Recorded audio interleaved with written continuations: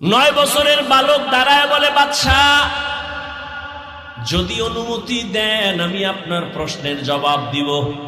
বাদশা হারুন রশিদ তিনি একদিন রাস্তার রাজপ্রাসাদে অনেক বড় বড় আলেমরে দাওয়াত দিলেন। উলামায়ে কেরামের কাফেলা চলে আসলেন হারুন রশিদের রাজপ্রাসাদে, সুন্দর মেহমানের আপ্যায়নের ব্যবস্থা করলেন।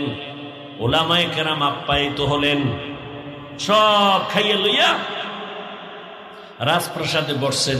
বাদশাহ হারুন রশিদ শুধু রাষ্ট্রের নেতা না, আল্লাহর প্রিয় একজন বুজুর্গ মান্দা।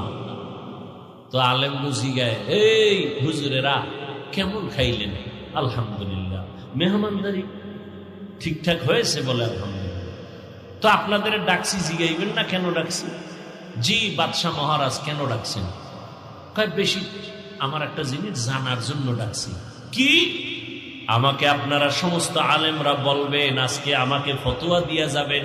আমি বাদশাহ হারুন রশিদ, আপনারা চিনেন তো? কাহা চিনি। আমাকে বলেন আমি জান্নাতি নাকি আমি জাহান্নামী, বাস এটার ফতোয়া দিয়া যাবেন, আর কিছু না। সব উলামায়ে কেরামে এক আওয়াজ দিলেন, কে জান্নাতি কে জাহান্নামী দুনিয়ার কোন আলেমের বলার ক্ষমতা নাই। হ্যাঁ, এতটুকু বলা যাবে, আপনি ভালো কাজ করেন তো জান্নাতের পথে আছেন, জান্নাতি বলা যাবে না।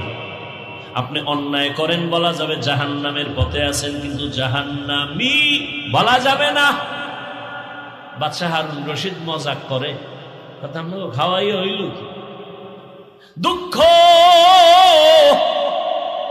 সমাধান পেলাম না।